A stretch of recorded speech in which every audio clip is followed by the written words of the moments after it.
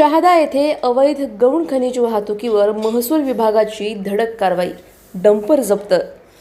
नंदुरबार जिल्ह्यातील शहादा तालुक्यात अवैध गौण खनिज उत्खनन व वाहतुकीच्या वाढत्या प्रकारांना आळा घालण्यासाठी महसूल विभागाने धडक कारवाई करत डंपर जप्त केला आहे। गेल्या काही दिवसांपासून नागरिक, सामाजिक कार्यकर्ते तसेच विविध संघटनांकडून या प्रकाराबाबत सातत्याने तक्रारी करण्यात येत होत्या।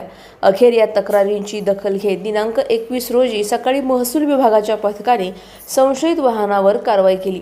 पथकाने संबंधित डंपर अडवून तपासणी केली असता त्यामध्ये मोठ्या प्रमाणात मुरुम आढळून आला। प्राथमिक चौकशीत ही वाहतूक विनापरवाना सुरू असल्याचा संशय व्यक्त करण्यात आला आहे।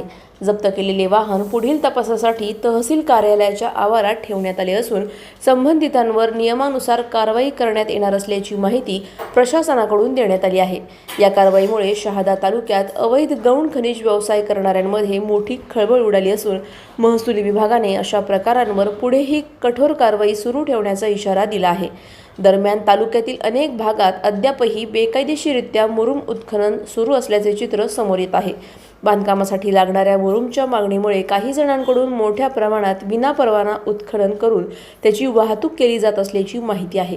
नागरिकांकडून मात्र केवळ वाहतूक करणाऱ्या वाहनांवर कारवाई करून उपयोग नसून मूळ बेकायदेशीर उत्खनन करणाऱ्यांवरही कठोर कारवाई करावी अशी जोरदार मागणी केली जात आहे।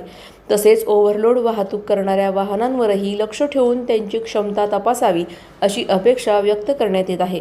महसूल विभागाच्या या कारवाईमुळे प्रशासन आता अधिक सक्रिय झाल्याचे संकेत मिळत असून पुढील काळात अशा कारवायांमध्ये वाढ होण्याची शक्यता आहे।